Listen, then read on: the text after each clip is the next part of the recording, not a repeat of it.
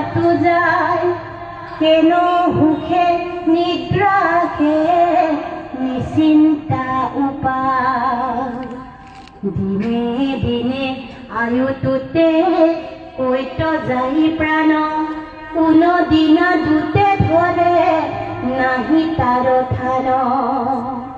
পিতৃ মাতৃ থাকোঁতে তনয় যাই মৰি কিনো অন্ধ তথাপি চেতন জ্ঞান নাই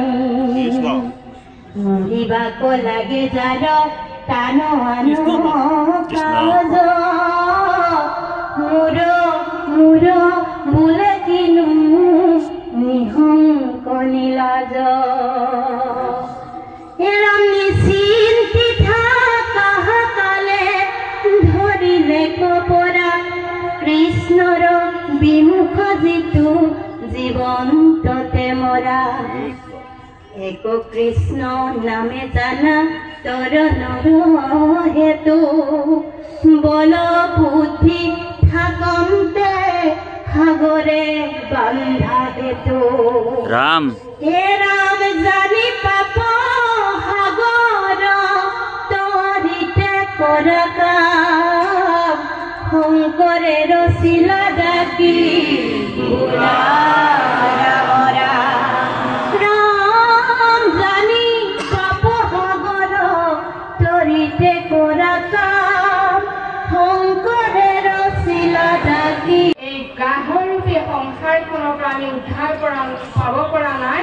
গ্ৰাহে আমাক ধৰিছে আৰু আমি গ্ৰাহৰ মানে কবল আমি আয়োজিত কৰি আছো আমি এজন মইমত্ৰ ব্ৰজেন্দ্ৰ গতিকে এই সংসাৰে গ্ৰাহ আৰু আমি আপুনি সমস্তই আমি ব্ৰজেন্দ্ৰ আৰু আমি যেতিয়ালৈকে হৰিক নিচিনিম মইনো কোন আমি আত্মাক নিচিনিম আৰু তেতিয়ালৈকে আমি এই মইমত্ৰ গজেন্দ্ৰ হৈ থাকিব লাগিব এতিয়া গজেন্দ্ৰই প্ৰভু ভগৱন্তক পাই স্তুতি কৰিছে আমি সমস্তই পালোঁ নহয়নে বাৰু আমাৰ তিনি প্ৰকাৰৰ তীৰ্থ আছে আপোনালোকে জানে ইয়াত জ্ঞানজ্যেষ্ঠ বয়োজ্যেষ্ঠ সুকণ্ঠী সুন্দৰ সুন্দৰ নামাচাৰ্য গোটেই অভিজ্ঞ প্ৰভু সমস্ত আইমাতৃ সমস্ত আছে তাৰ মাজত আমি তেনেই নগণ্য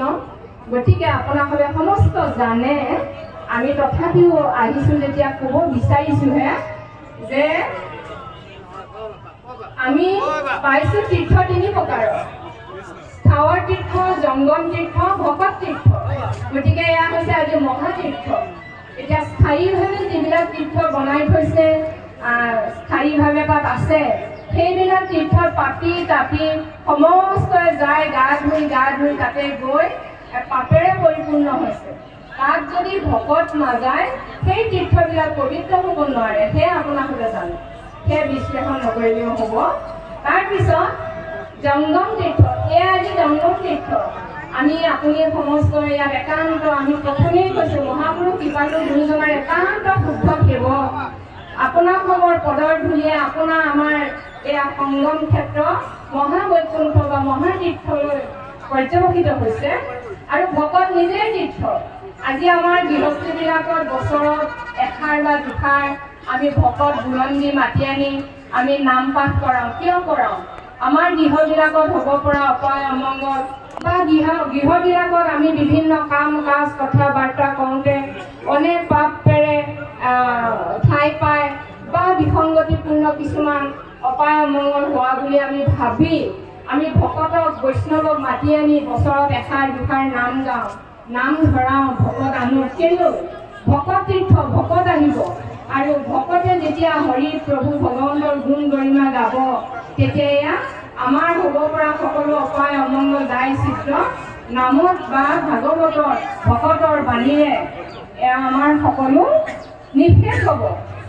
একনামে যতেক পাপ সংগীতে পাৰে ততেক পাপ পাততীয়া কৰিহে নপাৰে গতিকে সেয়া জংগম তীৰ্থলৈ আমি মানে পৰ্যবেক্ষিত কৰিব কাৰণে আমি গৃহবিলাকত নাম গাওঁ আৰু ভকত সমস্ত নিজেই এখন তীৰ্থ কিয়নো আমি পাইছোঁ, আপোনালোকেও পাইছে। বাষ্পীয় যজ্ঞ, ৰাজকীয় যজ্ঞ, বলি ৰজাই কৰিছিলে, বিশ্বজিৎ যজ্ঞ, আৰু কিমান যজ্ঞ আছে নাজানো। গতিকে এজন ভকত যদি আপোনাৰ জীৱনত বিভাগত হৈছে, সেই যজ্ঞবিলাক কৰিব নালাগে। এজন ভকত আহিলে আমাৰ কিমান পুণ্য হয়। গতিকে ভকত গতিকে আজি আমি কৃপা হওক কৃষ্ণ বৰ সুন্দৰ দেই, বৰ আনন্দ পৰিৱৰ্তন হৈছে। ইয়াত আমি সমস্তই এয়া প্ৰভু ভগৱন্তৰ গুণ কীৰ্তন আমি কৰিলোঁ। আইগৰাকীয়ে ইমান ধুনীয়াকৈ নাম গালে গোৱালে, নহয় বাৰু? গতিকে মূৰ কথা শ্ৰৱণ কীৰ্তনৰ দিনে আন নাহিকে ভকতি সখী দিহ পৰা জ্ঞান, মূৰ জন্ম কৰ্ম মুহুৰেখে গুণৰ নাম, আকাশে কীৰ্তন কৰিলে অবিশ্ৰাম, নহয়নে বাৰু? গতিকে এয়া ভকতে আমি কিয় এই কথাখিনি কৈছোঁ, তাৰমানে গজেন্দ্ৰই যেনেকৈ ভগৱন্তক স্তুতি কৰিছে, আমি সমস্তই এই কথাবিলাক উপলব্ধি কৰি আমাৰো নাম যজ্ঞ বা স্তুতি হৈ গ'ল। ইয়াৰ দ্বিতীয়টো পৰ্যায় ভাগৱত শ্ৰৱণ কীৰ্তন। গতিকে গজেন্দ্ৰই যেনেকৈ নিজক চিনিলে, প্ৰভু ভগৱন্তক স্তুতি কৰিছে, আৰু আমাৰো এই প্ৰক্ৰিয়াটো চলি আছে বুলি আমি ভাবিছোঁ। এতিয়া আই আগবাঢ়িব। আমি নাজিৰা নাজিৰা কৃষ্ণ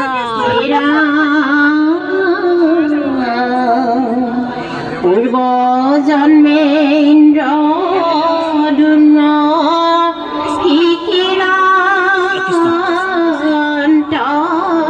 যত এই অৰ্থ হব পৰিণাম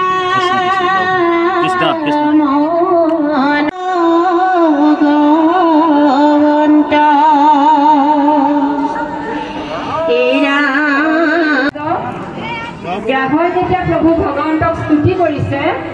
গ্ৰাহই এনেকৈ স্তুতি কৰি থাকোঁতে সেই গ্ৰাহটোত ইন্দ্ৰদুম্ন ৰজা আছিল। ইন্দ্ৰদুম্ন ৰজা কোন আপোনালোকে জানে, নহয়নে বাৰু? আমাৰ যি মহাতীৰ্থ এই জগন্নাথ ক্ষেত্ৰ পুৰি বনাই থৈছে ইমান ধুনীয়াকৈ, আপোনালোকে গৈছে নিশ্চয়, দেখিছে। আমিও গৈছোঁ, চাইছোঁ বহু বছৰ আগত। কিমান আঁতৰত ধুনীয়াকৈ ইন্দ্ৰদুম্ন ৰজাই সেই জগন্নাথ ক্ষেত্ৰ বনাই, তাত সুভদ্ৰা, বলৰাম আৰু প্ৰভু ভগৱন্তৰ তিনিটা মূৰ্তি বনাই ইমান ধুনীয়াকৈ থৈছে। তাত আজি ভক্তৰ সমাগম প্ৰতিটো দিনে শ শ হাজাৰ হাজাৰ। গতিকে ইমান পুণ্য কৰিও তেওঁ হাতী জন্ম ল'ব লগা হ'ল। এই কথাখিনি তেওঁ মনলৈ আহিছে। সেয়েহে অৰ্থ হ'ব আশী পৰিণামনত প্ৰভু ভগৱন্তক স্তুতি কৰি থাকোঁতে তেওঁ পূৰ্ব জন্মৰ কথা মনলৈ আহিলে। মহা অনুৰাগ ভাৱে বচন বিলন্ত, গজেন্দ্ৰ বদতি নমো নমো ভগৱন্ত। তেওঁ যেতিয়া পূৰ্বৰ কথাবিলাক মনলৈ আহিলে, তেতিয়া গজেন্দ্ৰই ভাবিছে মই প্ৰভু কাৰণে চাগে মোৰ পূৰ্ব জন্মৰ কথা ইমান ধুনীয়াকৈ মনলৈ আহিছে বুলি ভাবি তেওঁ প্ৰভু ভগৱন্তৰ চৰণত যিমান ভক্তিৰে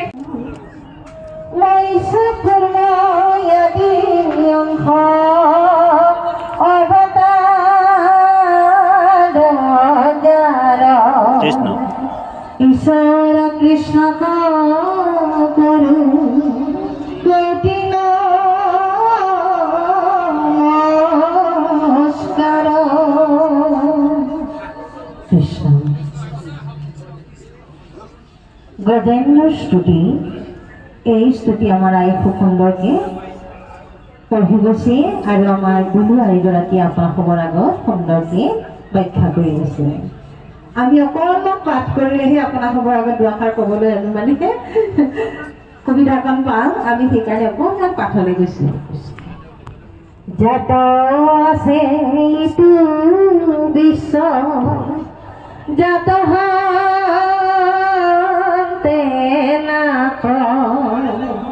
যিটো দেৱে কৰা মধ্য যাহত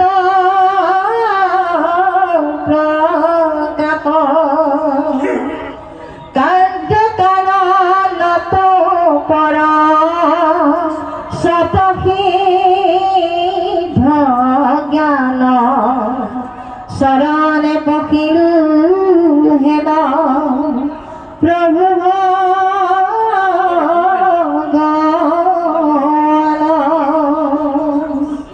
কৃষ্ণ গজেন্দ্ৰ স্তুতি গজেন্দ্ৰক যেতিয়া গ্ৰাহে ধৰি আছিল সেই গজেন্দ্ৰই কি কৰিছিলে বাৰু প্ৰথমেই তেওঁ গজেন্দ্ৰৰ পৰা হাত সাৰিবৰ কাৰণে মুকুতি পাবৰ কাৰণে নিজে কৰিছিলে নহয়নে বাৰু নিজে যুদ্ধ কৰিছিলে যে মই বহুত বলৱান গজেন্দ্ৰ মই গোটেই গজেন্দ্ৰ কুলৰ মই এজন মানে ৰাজা নহয়নে বাৰু গতিকে মই পাৰিমেই সাধাৰণ গজেন্দ্ৰইনো মোক কি কৰিব নহয়নে বাৰু যিমান শক্তি আছিল সিমান লগাই তেওঁ যুদ্ধ কৰিছিল কিন্তু সেই মদগৰ্ভী গজেন্দ্ৰই অহংকাৰত মত্ত হৈ নিজে কৰিম বুলি যি কৰ্ম কৰিছে সেই কৰ্ম তেওঁ কৰিব নোৱাৰে মন ৰাম হৰি গুণ এই মনটো অংকুশ লগাব লাগিব কিহেৰে সংযমত আনিব লাগিব আনি কি হ'ব লাগিব যে মনটো বান্ধি লৈ গাই বাক্য মন এক কৰি আমি তেওঁৰ নাম ল'ব লাগিব নহয়নে বাৰু আৰু ল'বলৈ যাওঁতে কি ভাবিব লাগিব নহয়নে বাৰু ভাৱনাতে ভগৱন্তক পায় এই কথাবিলাকৰ প্ৰমাণ আমাৰ গুৰুজনাৰ ডাঙৰ গাড়ীটো কি দিছে এহেজাৰ কেহৰ এই নীলা নিচিনাটো আমি সকলোৱে গাই থাকোঁ ডাঙৰ আছে গাড়ী বাপে ৰৈ আছে এই বেগেনাটো ভাই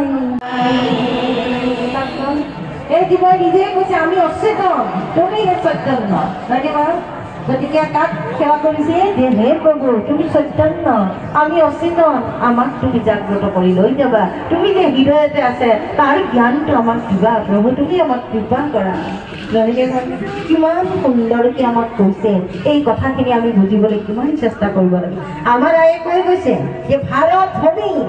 পুণ্য ভূমি বুলি কৈছে নহয়নে বাৰু আমাৰ আয়ে কৈ গৈছে আগৰ আয়ে যে ভাৰত পুণ্য ভূমি ইয়াত 4 পুৰুষাৰ্থ সাধন কৰিব পাৰি হয়নে বাৰু ধৰ্ম অৰ্থ কাম মোক্ষ নহয়নে এতিয়া মুখ্যটো আমি সাধন কৰিবলৈ ক'ত জন্ম লৈছো ভাৰত ভূমি আৰু ক'ত লৈছো ধন্য কলিযুগ ধন্য নৰতনু ধন্য হৰিনাম নহয়নে বাৰু ইমান ধুনীয়াকৈ বুজাই দিছে প্ৰভুৱে নিজে কৈছে ব্ৰহ্মদেৱ যে কলিত জন্ম হোৱা সমস্ত মনুষ্য জীৱ মোৰ অতি প্ৰিয় কিয় প্ৰিয় তেওঁলোকে ভাল বেয়া বিচাৰ কৰিব পাৰে সেইকাৰণে তেওঁলোকে মোক উপাসনা কৰিব পাৰে মই যে শ্ৰেষ্ঠ তেওঁলোকে এই কথাষাৰ জানে কাৰণ জানিবলগীয়া কথাখিনি মই ভাগৱতৰ মাজত দিছোঁ মই মুখৰ বাণী নহয়নে বাৰু গতিকে সেইকাৰণে কি কৈছে ভাৰত বৰিষ ধন্য কবি যুগ হৰি হৰি হৰি হৰি হৰি হৰি হৰি ব্ৰহ্মাৰ পাঠনি নৰতনু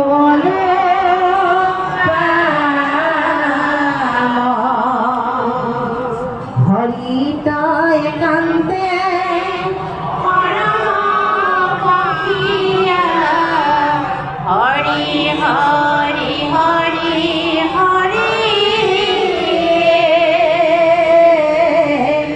হৰি হৰি হৰি ধৰ্ম শিৰোমণি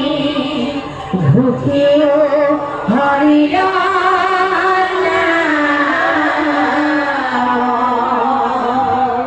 চাওকচোন হৃদয়েৰে গাবচোন কেনেকুৱা লাগে গোটেই কথাখিনি আমাক বুজাই দিছে নহয়নে বাৰু ব্ৰহ্মদেৱে নিজে স্তুতি কৰিছে প্ৰভু হে প্ৰভু কলিত যদি মনুষ্যসকল ইমান পুণ্যৱান তেওঁলোকে তোমাৰ নাম ল'লেই তৰি যাব যাগ যজ্ঞ পূজা পাতল কৰি তেওঁলোকে আয়ু বৃদ্ধি দিয়াব নালাগে অকলে নাযায় তেওঁলোকে মাত্ৰ তোমাক চিনি লৈ আৰু সাধু সংগত আহি তোমাক চিন্তা কৰিলেই তৰি যাব এনেহেন সহজ পন্থা এইটো যদি আমিও মনুষ্য হ'ব পৰা হ'লে চাওকচোন দেৱতাসকলে প্ৰাৰ্থনা কৰিছে নহয়নে বাৰু আৰু আমি আজি কি কৰিছোঁ আমি টানি আজৰি আমাৰ এনেহেন অনুষ্ঠানলৈ আমাৰ ল'ৰা ছোৱালীক আৰু আমি নিজেও যাবলৈ মানে চেষ্টা কৰোঁ নহয়নে বাৰু টানি আজৰি আনিব লাগে আমাৰ ল'ৰা ছোৱালী কিন্তু আমি অহাৰ লগে লগে আমাৰ সন্তান কেইটিকো আমি আনিবলৈ যত্ন কৰিব লাগিব তেতিয়াহে আমি যে অকণমান সময় পাইছোঁ সেইকাৰণে আমি এই কথাখিনিৰে আপোনালোকক অকণমান কৈছোঁ পাঠ কমকৈ গৈছে অপৰাধ নকৰিব দেই কৃষ্ণ পাঠ কমকৈ গৈছে অপৰাধ নধৰিব কাৰণ আমি এই কৰি থকা কৰণীয় কৰ্তব্যৰ মাজেদি যে আমি ঈশ্বৰক পাব পাৰোঁ এই কথাষাৰ আমি উপলব্ধি কৰিব লাগিব আমাক দুয়োজনা মহাপুৰুষ মাধৱ আৰু গুৰু শংকৰ কিমান ধুনীয়া দিছে নহয়নে বাৰু ভাগৱত শাস্ত্ৰ দিছে সূৰ্য পুৰাণ 14 শাস্ত্ৰ 18 পুৰাণৰ একেষাৰ মই কওঁ এতিয়া সূৰ্য পুৰাণ ভাগৱত শাস্ত্ৰ ইয়াতেই সমস্তখিনি আছে এই অধ্যয়নকে ভাগৱত শ্ৰৱণ আৰু কীৰ্তন কৰিলেই আমি কৰিব লাগে আমি চেষ্টা কৰোঁ নহয় জানো চেষ্টা কি কৈছে প্ৰাণত থাকে মানে যত্ন কৰিব লাগে তেওঁৰ নাম ল'বলৈ গতিকে প্ৰাণ থকালৈকে যদি